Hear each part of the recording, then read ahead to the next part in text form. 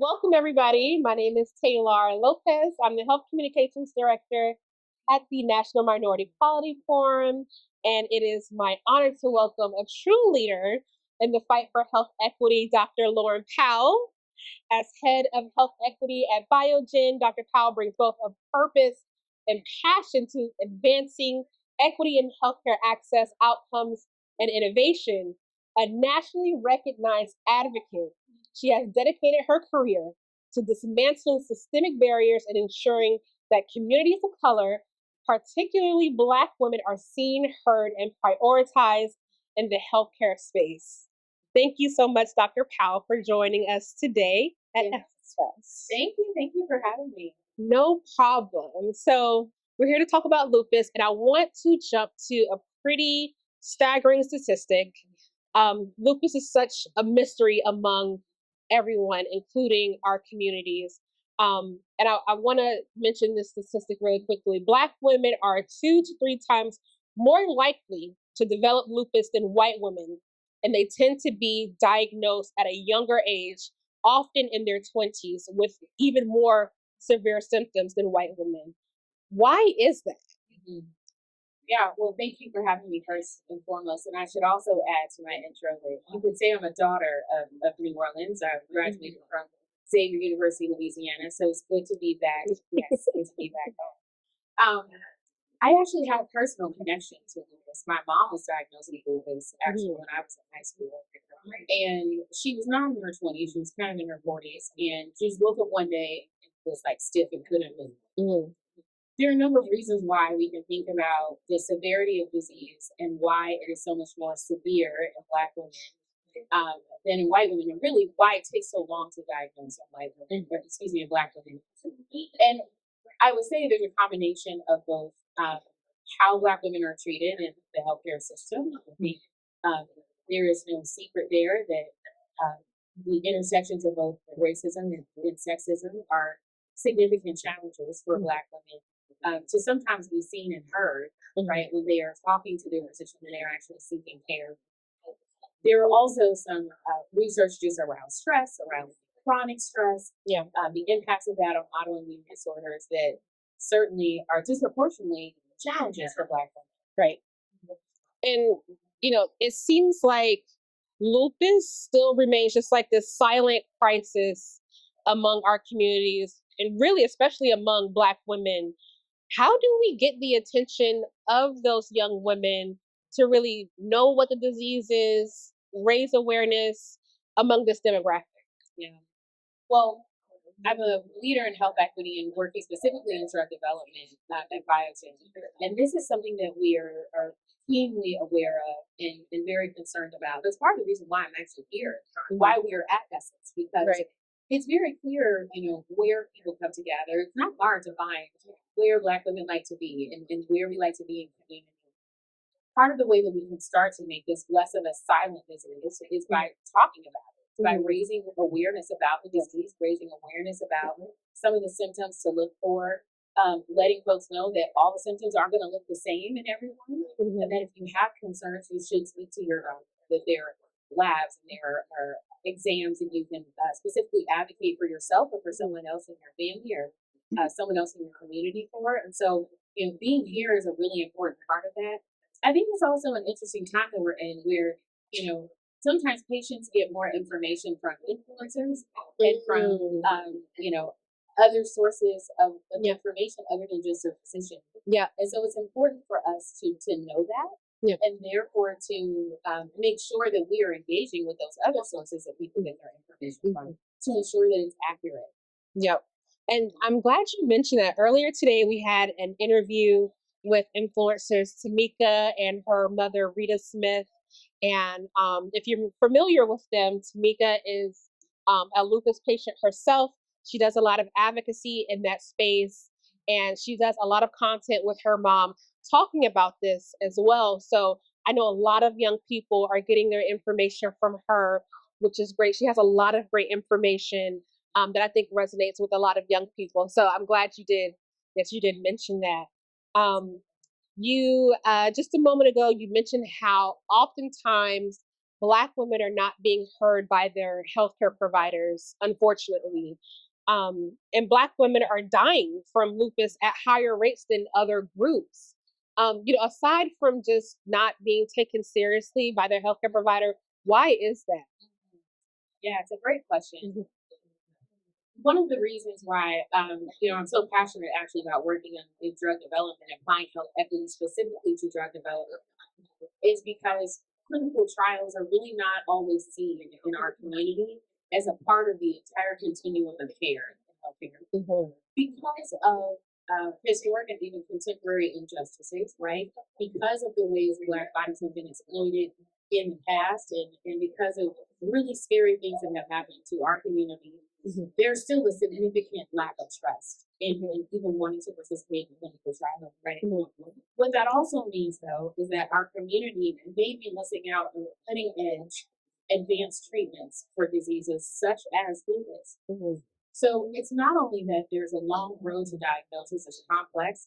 A lot of times, Black women's, knowledge about their own bodies is often dismissed. Right. It's also, however, that we may not know about or we're going to healthcare facilities that know about the most cutting edge treatments that are available that often can alleviate more symptoms, that can enhance, your quality of life day to day.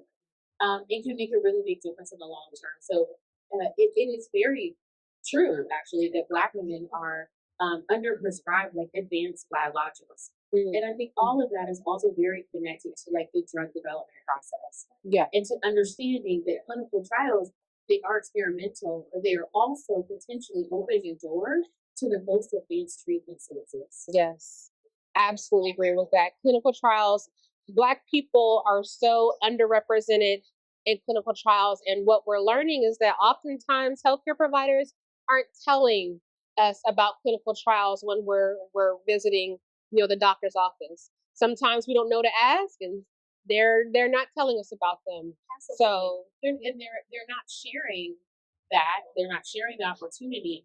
But also on the flip side, on the drug development side, and within sort of the role I'm in, it's also our job to make sure that our inclusion and exclusion criteria and other protocols are not so burdensome that we are excluding people who need it. Right. That's a really good point. And when we're in these doctors' offices, when we're having these conversations with our doctors, how can women navigate these conversations with their healthcare providers if they have concerns about maybe an unexplained fatigue or hair loss or skin rash that's possibly lupus related? Yeah, I think this is so important. I think back to my experience with my mom and just how we were trying to navigate her diagnosis and how long it took for her to be diagnosed. Luckily, she was seeing a nurse practitioner who was a woman, and so it kind of shortened the period of time that it took for her to get diagnosed. But it still took a while. I think continuing to advocate and like your body the best, right? And like doing all that you can to help your doctor understand the challenges you're facing, what the symptoms you're seeing. I find that documenting things helps a lot. Pictures, For sure. videos, For right? sure. Being able to point to very precise rashes or hair loss. There are also labs you can request around inflammation that can really help, like give a deeper look into what's happening systemically for you. Yeah. But ultimately, I think I have to remind myself of this too. It's like if you are seeing a physician who's not listening to you, you can find another doctor. Yes. Right? Like you can talk to someone else. You can get a second opinion. Yeah. You get second opinions on estimates for contracting. Second opinions on mechanical fixes that we need in our cars. We can get second opinions when it comes to anything related to our body as well. Absolutely. So sage advice for everyone. You don't like what you hear from your doctor, get a second opinion. So, just speaking of breaking that cultural stigma or misinformation about lupus in our families, in our friend circle, what are some strategies that we can use to kind of break that cycle, that stigma around this disease? Yeah, I think, the disease is still kind of underknown, I guess. I don't feel like people really always know what lupus is. So I think continuing to talk about it, continuing to help people understand what the disease actually is. And I think like not brushing off little things like fatigue. You know, we work really hard. Black women work harder than anybody else. I know. Exactly. How do you know if you're tired from work or you're tired from this disease? Exactly. Yeah. And so I think we have to find ways within our sister circles, within our community, within our family, to be very honest about like what is the difference between tired being tired, right? And how do we work to try to balance our lives so that we're not just so we have a benchmark to be able to tell the difference between I'm tired because I didn't sleep well last night versus like I'm really tired, and I feel a different way. Right. That's good to know. And we know that access to early diagnosis and culturally competent care is so very critical.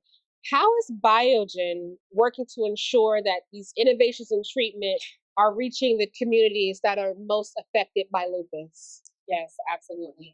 Well, that's one of the biggest reasons why I'm here. I've been to Essence before coming here for this particular engagement, and it's always struck me, you know, this is a gathering that celebrates all things about Black women, from beauty to hair care to fashion, all the things that we are and that we love. And I feel like the pinnacle of celebrating that is also making sure that we are healthy and well. And here as long as we possibly can be to serve our communities and to just continue to be in community. And so one of the ways that we're really working to try to get the word out and continue to try to make sure that this community is not forgotten is by being in places like this and recognizing that, you know, conversations about healthcare belong everywhere, in my opinion. Yeah. I don't think we should be siloing conversations about health in our bodies to just a patient room, to just, you know, a white walled room with a doctor in a lab coat. That's not how we live our lives. We are very integrated, vibrant, bold, you know, fun loving, loud laughing people, right? And there's no reason why we can't integrate conversations about health and wellness into all of those spaces. So we can dance the boots on the ground and we can talk about lupus. Yes. Right? Because they're connected. I can't do boots on the ground.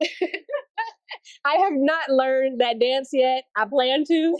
I have not learned it yet, but it is on my list. And you can't do that if you're not feeling well. Exactly. You know so it's all connected. And we are doing our best to try to bring real conversations to places where people already are, working with partners such as the National Medical Association and others who are trusted in the community and recognizing it. The message doesn't have to come from us, right? We don't always have to be the messenger. And sometimes it's best that we are not. And working with the community partners who can share a message that is trusted with the community who trusts them is really what we're trying to do. And that actually leads me to my last question.